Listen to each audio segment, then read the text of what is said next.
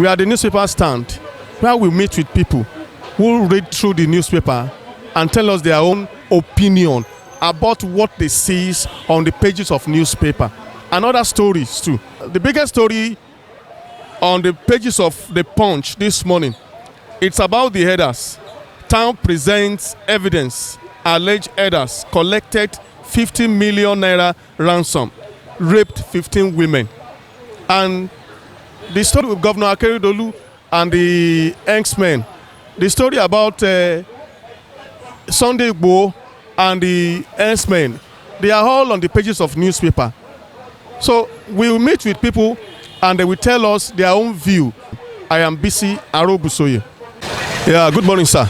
Good morning. Yeah, we saw you looking at the pages of newspaper this morning. I would just want to see what exactly catches your attention most, sir.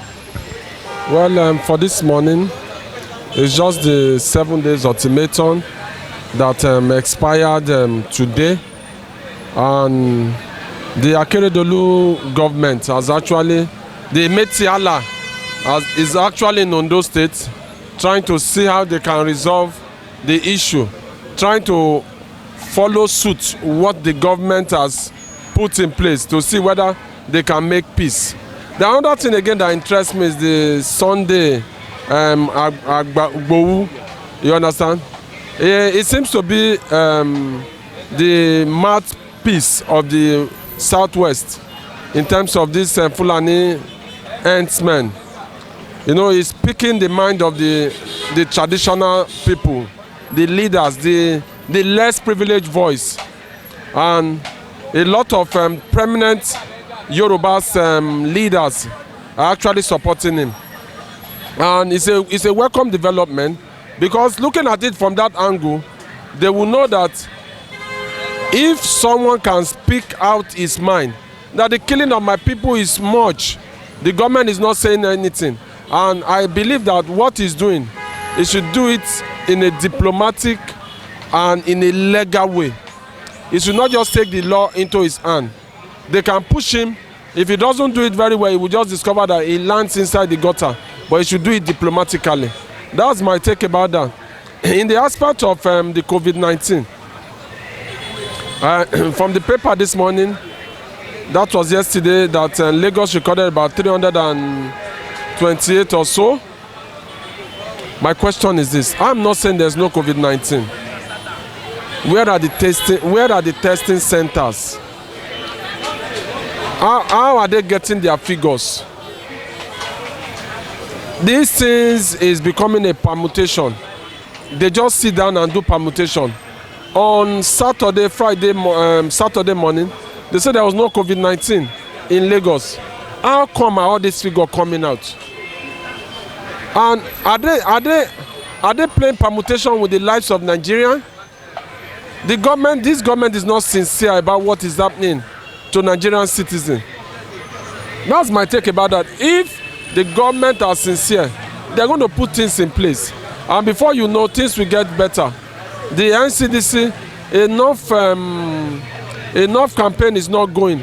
A lot of things are not going well. Like in the case of NIN, the government, as they said, they've extended it to February 9.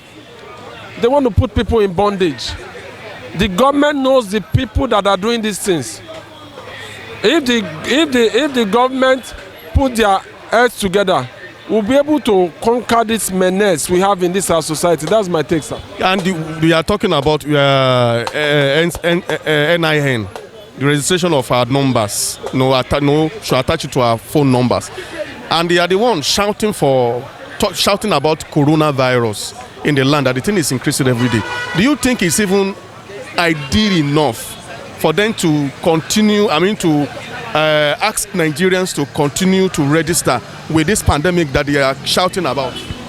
Well, first and foremost, the network providers, MTN, Airtel, Glo, they had a code that they can test your NI number, and the communication minister also gave a code.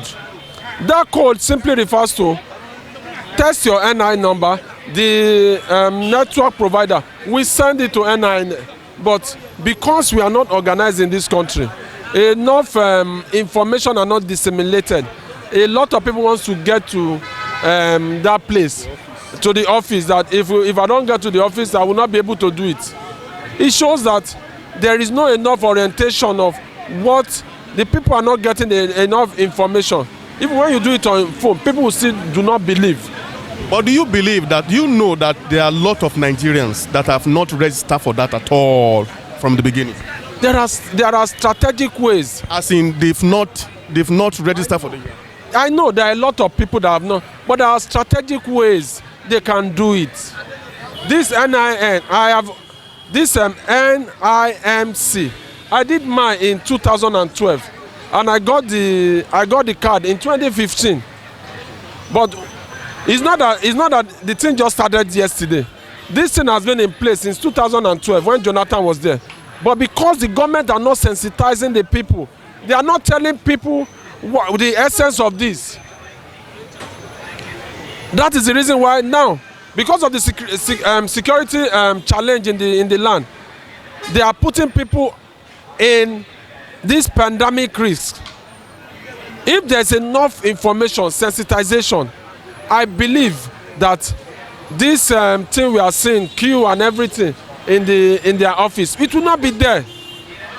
But what can you advise governments? Is it for them to hold on to it now because of the pandemic, or you still will advise government to continue? No, the government should continue.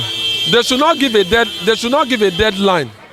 The reason why they should not give a deadline, because when they give a deadline, it will bring more people to the gathering. People will gather more. They shouldn't give a deadline.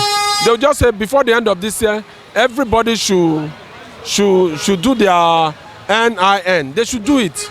But you know, we are in Nigeria. We are all Nigerians. We know that if government didn't put a specific date, people will not even bother themselves. Even if they said from now till next year, many will not still go. No, will not go and register until when it is like 2 days, 3 days to the end of the. We see people rushing. You know, this is our one of our problem in Nigeria. The thing is that when they did BVN, they will give this thing will expire. They will extend it.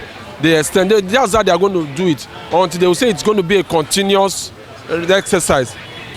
You understand? So if they say it's the deadline, no, before a day to that time they will extend it. Before you know, a lot of people would have done that. It should be a continuous thing.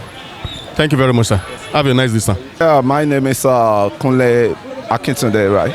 Yeah, we saw you checking through the newspaper this morning, and we don't mind you telling us the exact part of the news that interested you, sir. The exact part of the news that interested me this morning is all about insecurity. And the insecurity I mean is all about the scenario that is going on in Oyo State and Southwest generally. The encroachment of the Fulani herdsmen and the killing and maiming of the citizen.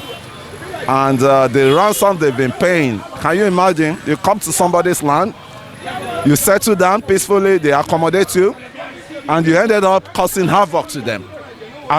Kidnapping them, collecting ransom, killing them. I mean, that's quite unfair. And I think there must be law. The law must be sacrosanct for everybody. There must be one law for every citizen of this country.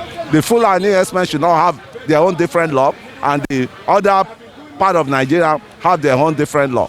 So that's just my take on it. But do you know, before the Fulani came in and took over, and start living in that particular place they are living, it is somebody that has allocated that place for them. Don't you think that even the baales, the kings, the chiefs of that land are the cause of the problem? The baales, so they have their own fault. That's why those so-called baales and the leaders we have, the governors, the senators, all these things, they have to be very careful. Normally, let me start to correct what you just said now. The Fulani, nobody allocate lands to them. They are migrants. They can move from Libya today and ended up in Nigeria. It's just all because the border is porous. Nobody is checking the border. Nobody is checking the border. And as it is now, we have so the affiliates in Nigeria, part of the northern states. You know, we have the affiliate there. So they capitalize on that. When their brother is even in power, that makes it more, you know, critical for people to even, you know, caution them. You know, you could see a Seriki Fulani riding exotic cars, you know, having bodyguards with weapons. You know, this guy was shot at now. This Igboho that went there, he was shot at. Can you imagine if it's as an ordinary me that might, you know, that thing affect and I go there to complain, and I'm not fortified without this juju or anything, I would have been killed easily. So he is just using that supernatural power to deal with them. Don't you think that before it was somebody that gave to them AK-47 and some other rifle that they are using? Don't you think that our government has something to do with it? And that is why everybody is, you know, cautioning Gabashewu statement. He made a careless statement, very, disturbing statement, that they should get all those people attacking Fulani herdsmen arrested. When they were doing all those atrocities, did Gabashewu ever raise his voice? Did all this Fulani, what's it called? The other guy that came on TV the other day saying is the secretary of Fulani this thing. Hakim Baba Ahmed. I know that guy has been, I know that man has been a responsible man, but that statement he made that day make me to disrespect him. You know, when they were perpetrating evil, none of you Fulani elders never come up to say, this, enough is enough of this thing. Stop creating tensions in another people's land. Now, the cup was full now. Then the people started, you know, fighting for their, they defend themselves, and there's some useless leader from that extra Fulani area now start supporting. What is not supportable, man? What is not worth supporting? You know, I just don't know. I don't know. This country is not one. This country is not one. We are a castle area. We have more rights than me. In this country, I'll never take that.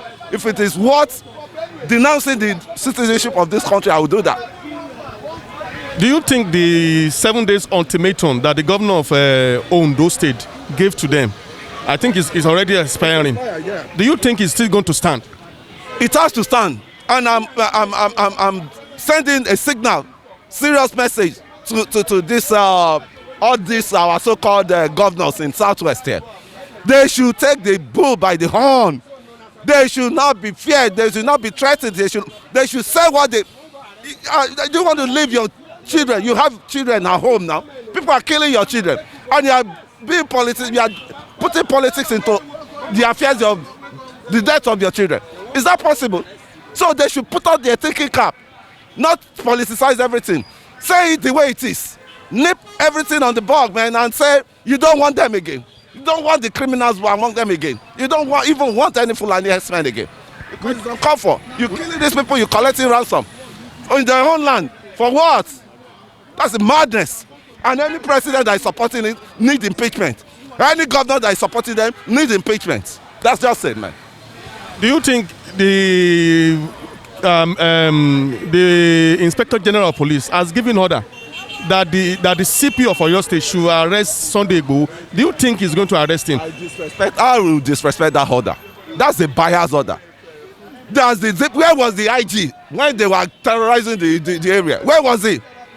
Was he not in this country? Is he not in this country?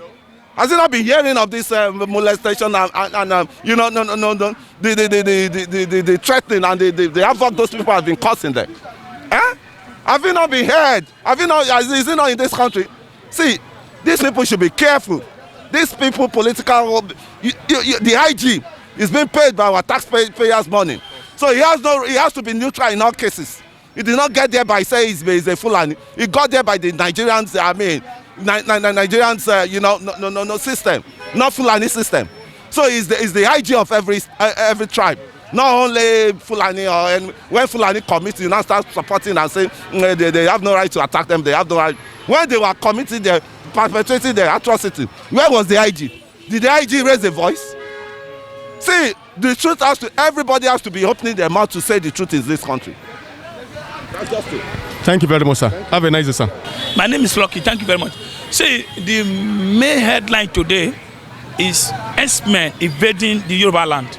which they have been doing it for long, because of their president, President Muhammadu Buhari, who is leading them, is their godfather. I don't see me. So I don't see where two sons are fighting.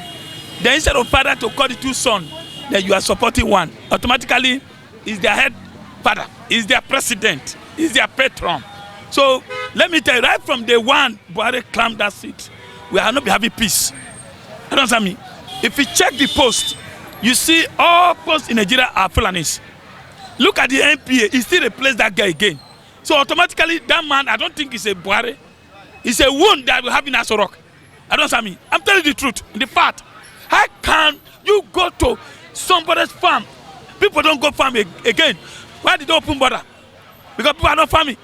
Every day you be hearing metric ton, 100 tons. Where is it? How much is a bag of rice? How much for yam? So automatically people are not going to farm. The little one they have for farm again, Fulani are going there to kill them, molesting them, having sex, sexing them. Look at their leader now. He run to Oyo State. When the man came Sunday to go and meet them, the next day they shot him. Thank God, either God or whatever he has in his body, they didn't kill him. Otherwise, it could have been difficult. Maybe it could have wiped out the whole Fulani in the southwest. But the presidency are not handling this very well because it's the agenda to invade the whole Nigerians. I don't understand me. So my own, I'm supporting Akeredolu. I'm from Ondo State. See how the Fulanis are killing in Edo. Is it the south? Is it the southeast? Can't you add them to stay one place? There was a time the president came out and said, these people are from Niger. They are from Libya. They are from social place, bringing up to the Nigerians. Now the governors are not taking decisive. Thank God the governor is an APC governor. They make him to ring an election and enter there. Now the governor is doing his bidding to protect his people. You people are angry. How can you order IG to go arrest Sunday? Why can't you arrest other Fulanis? So it's injustice to Yoruba people. We are supporting them. Let me tell you, the president, and if you let me, the worst thing is that you have a vice president that's not talking. You have a Fashola there. You have a Regbeshola, who is a prison warder. What is a prison there? What are the prisoner? I don't know. I'm angry. Why can't those Yoruba people get up and talk and advise the president what to do? Instead of criticizing the Sunday what he's doing. Do you think Yoruba don't have a warrior? They have millions of warriors. So one warrior have getting up. If Adam is somewhere, his capacity is resting somewhere with chief title, somebody has to get up and fight for Yoruba land. That's why we're having this crisis. Thank you very much. Thank you very much. Do you know the crisis now? The herdsmen they are not only invading Yoruba land. Everywhere. They are almost everywhere. In Benue State, they are there, destroying the land and so on and so forth. What do you think the government in general can do to solve this issue and solve it once and for all? Where you don't have president on seat, is it Buhari, is he a president? He's not. He's just there. He's just sitting down like a mudu. Our president is sitting there like a mudu. If we ever have president, that's why they say the president has died. That is not the president. I don't see where a president, a whole 200 people in nation, you cannot even address the nation. You cannot stay marching order and say, look, I want this to stop now. When the OPC rise up, Obasanjo get up and give order. What happened? Everything stop. You cannot be a That's why I say he's supporting his people. He's their president. He's their patron. What do you expect? What is he going to say? The president have said something, Garba Lawan. Instead of Garba Lawan to say something that will make sense to the people to listen. Now look at the statement he make. Provoking people. Understand me? Let me tell you, Yoruba people, they cool, they don't fight. They are the one handling Nigeria. If not them, if it is Ebola, they will fight them and kill all of them. Everybody want to wait, but we don't have president, we don't have government. What do you expect? What will government say? The next thing they will say, they should go arrest Sunday. So that's the only statement they have. Because IG is an IG is a Fulani, the head of Air Force, a Fulani, the head of Army, a Fulani. Every sector you see, they are Fulani. What do you expect? They will arrest him and they will take them our cow people. I call them cow who are working with the president like the man in Aso Rock, vice president. Where is it? He's opening gate. He's a gate man in Aso Rock. Have you know? Have you seen it going out? If your president cannot work, what of you as a vice president? It's a learned human being. Thank God Akeredolu is a son. You know what he's doing. I supported him. The governors have supported him. They're holding me to today. I know some of the cow governors who believe Buhari will still support Buhari. But that's the only way. to stop that killing. Look at Wike. That's why they are afraid Wike today. If it is Wike, we evacuate those for 24 hours. What Akeredolu said, they should come out and register. The next Igana Balawan started putting fire. What do you expect the Ondo to do? Ondo doesn't take nonsense like Edo. We doesn't take nonsense. We are not Lagos. We are not Oyo State. We are not Kadunas. Ondo is just like Edo State. When we say yes is yes, that's what they are doing there. Fulani should vacate. I support them. See, President said that they are from Niger, they are from Benin, they are from Libya. What are they doing in the forest? Let them settle ranches. It's better. Is that so? Let them settle ranches. Let them go to the north. Even as Soro, you see cow there walking up and down, which is very wrong. Our president, I don't know whether that man is alive or not. Thank you very much. Well, I just want to flip through what is on the pages of the papers, on the headlines. So what captured my attention most is the scheduled negotiation between the Miyetti Allah and the supposed Southwest governors.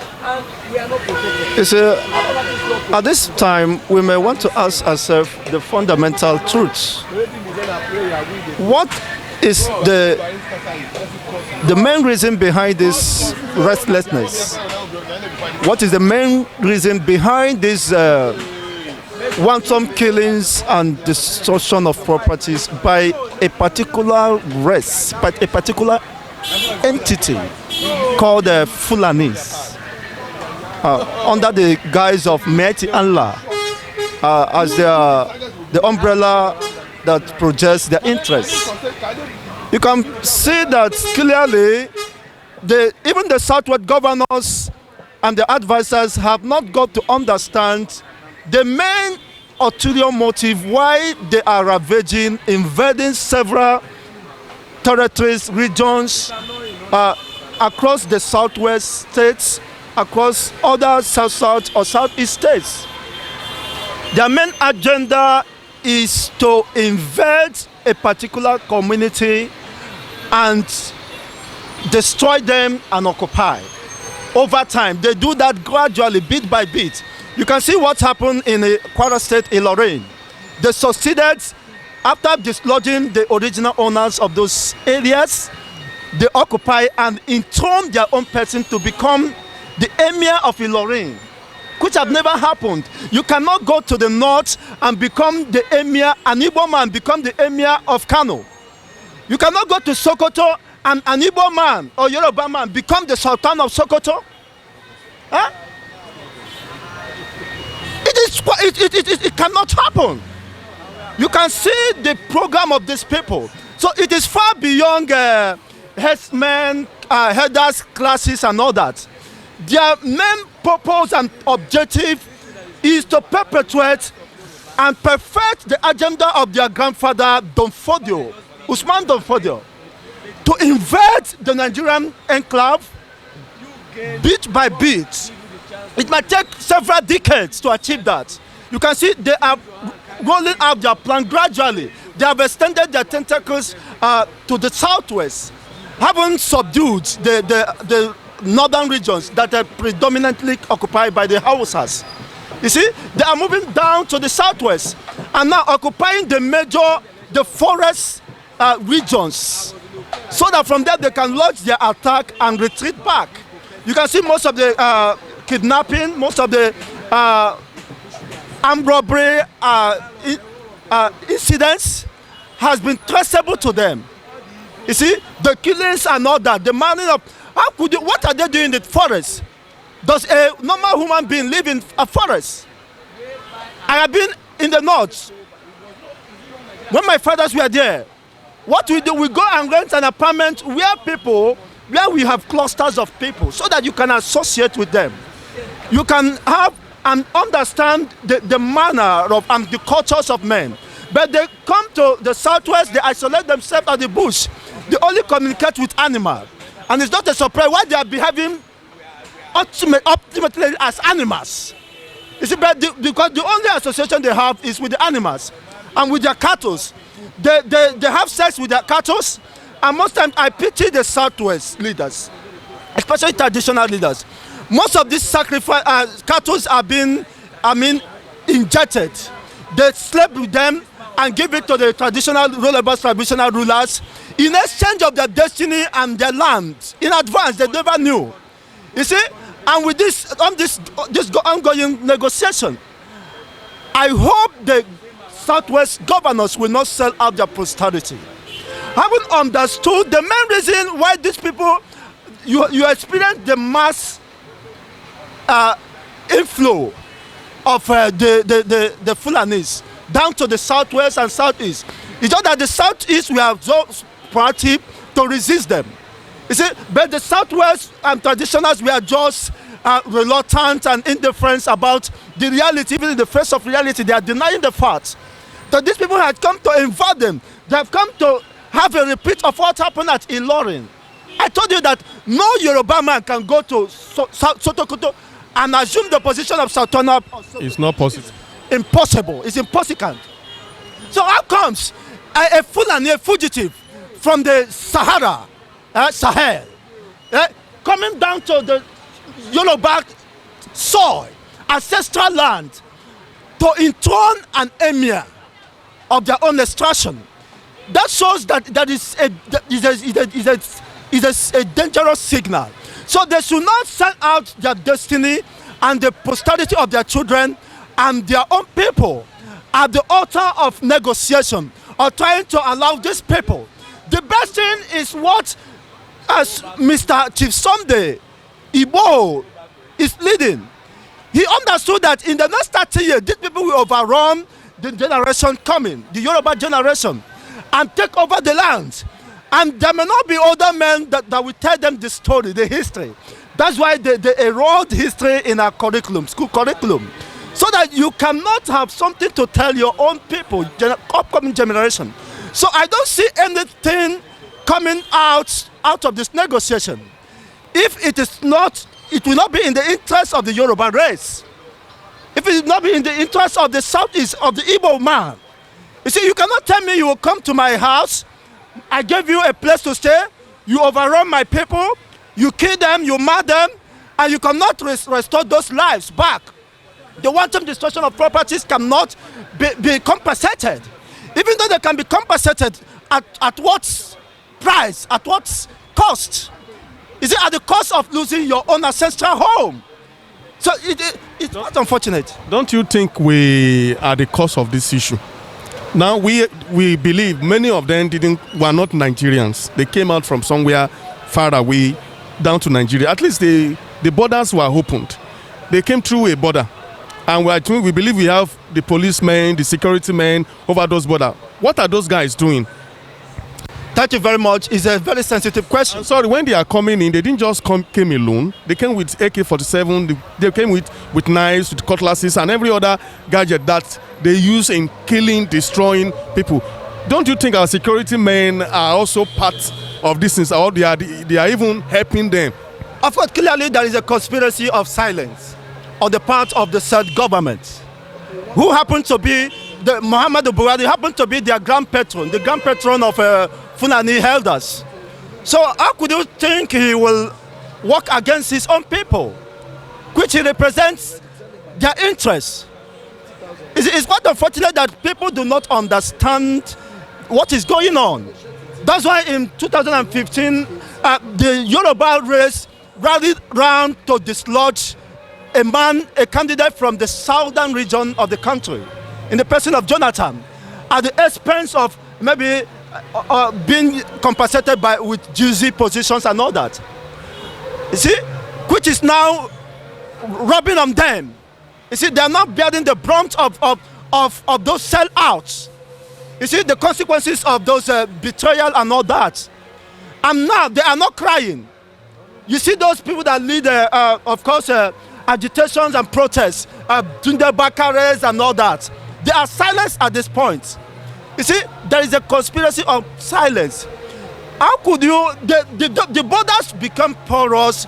Why? Because they intentionally allow the borders to be porous so that they can have an influence of their own people, having understood their mission and agenda on the Nigerian soil.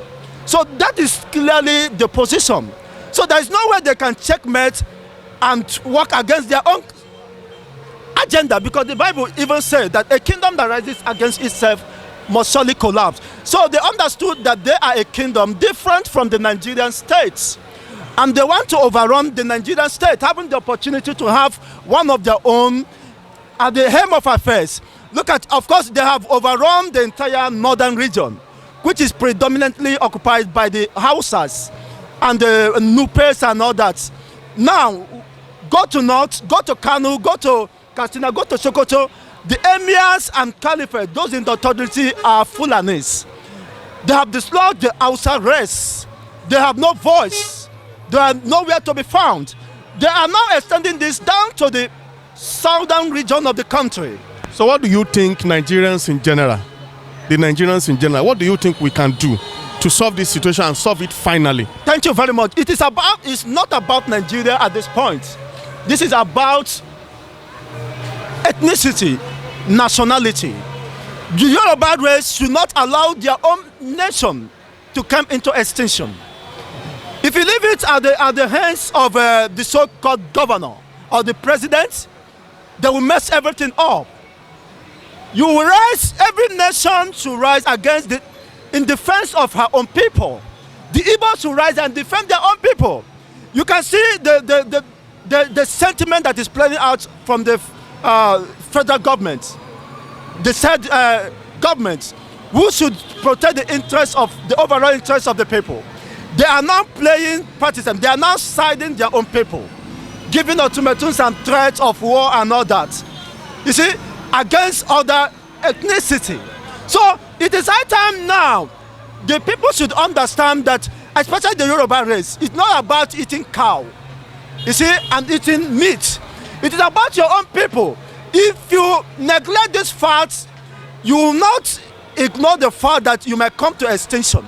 You cannot see your people being killed, invaded. This is an invasion. Yes. And once there is an invasion, the main purpose and objective of invasion is to go and spoil and dislodge the people, kill if it becomes necessary, and weaken them so that they will not have a voice to raise or to retaliate.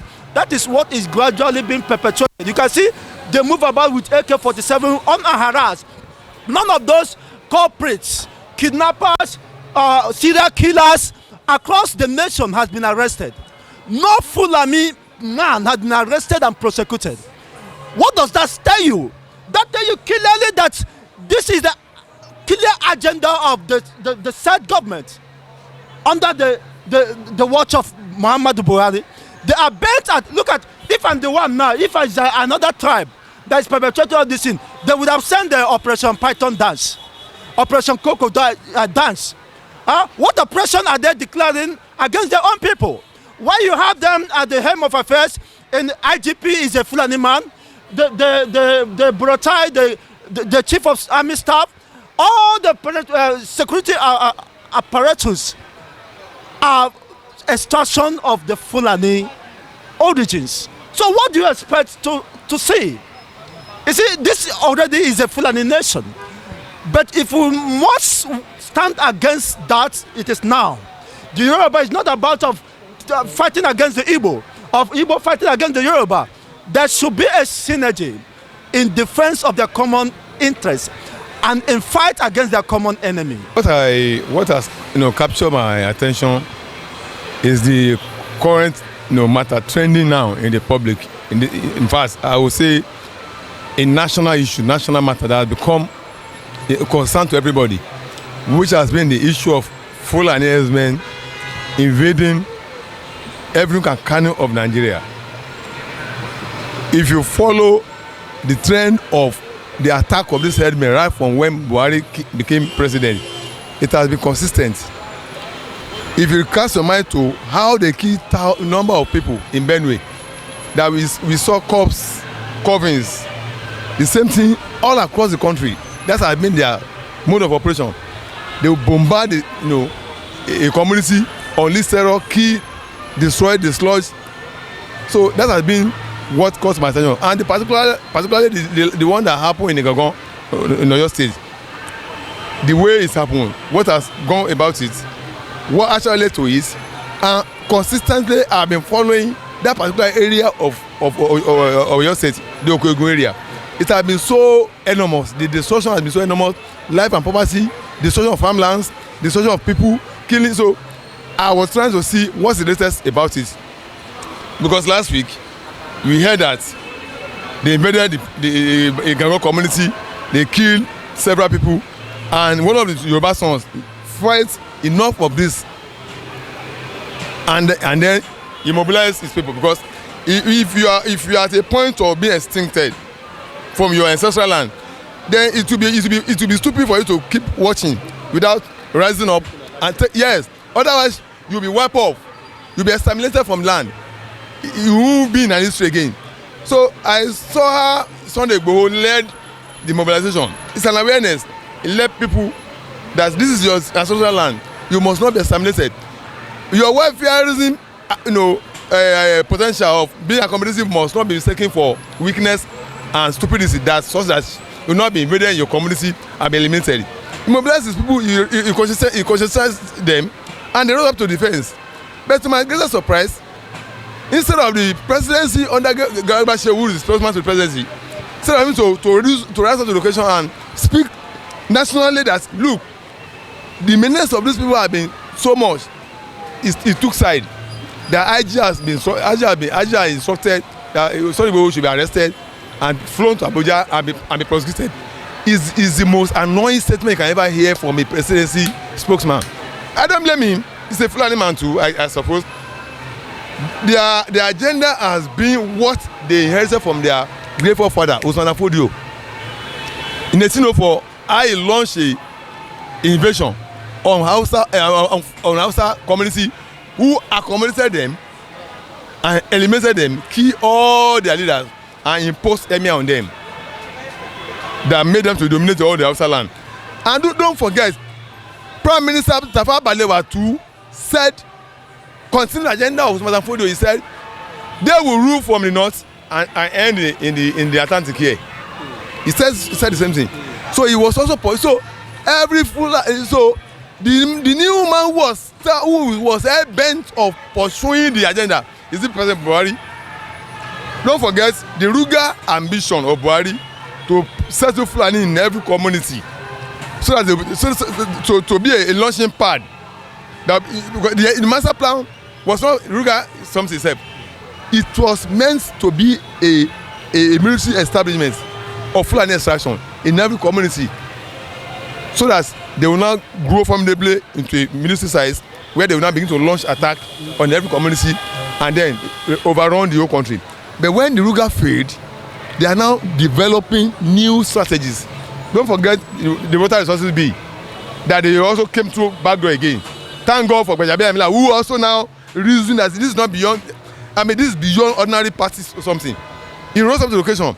He asked the bill to go back and start the original process of being introduced into the house. A bill that was not introduced from backdoor, they said it has passed through first, second reading, only for the third reading before the whole national assembly rose about it. They failed in Ruga. They started with water resources again. That one has failed too. So the last thing they want to do now is to make sure they launch a full-blown scale war on every community and take over it. But they are mistaken. Last 2 years, June 12 Cultural Center at Oregon venue here, Oregon Invest Center. I was there when the Hausa, the northern forum. This I forgot the name of this man. He led them to June 12 Cultural Center. Gani Adams told that guy when he was telling me, he said, look, in 1842, your Fulani attempted, attack on Southwest to capture it, but you failed. That if your grand plan is that you will overrun Southwest, you will fail. He told him I was there. He told him.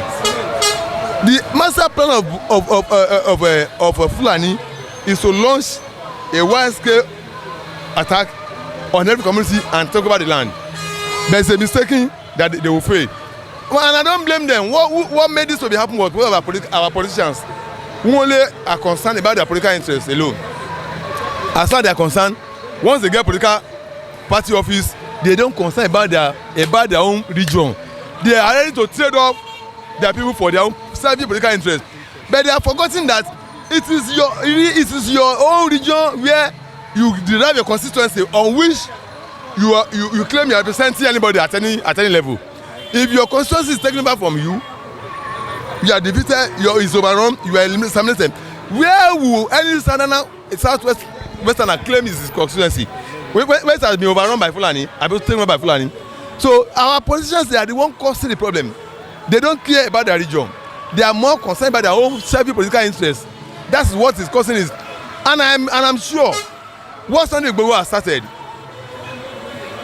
let's Fulani be told now that the way civil war was fought, it's not going to be the way it's going to be fought now. It's going to be fought in a different way. If they are mistaken that they have a commando of one national army, it's a waste of time. I can show you. And let them also know that there is no way they can overrun the whole Southwest, because during the confab of 2014, I monitor it. Population of Fulani in Nigeria is just 4 million. And there's no way they can overrun 40 million. It's just that we have not woken up. Now that we are waking up to the reality, our defense. Why are they not calling for meeting with governors of Southwest? Why are they not calling for meeting? Maybe they are boasting now that they won't go. Why is Nigeria now seeking for cooperation? Why are they seeking for it? They should have stayed, they should have tested our will and see whether they can overrun the whole Southwest.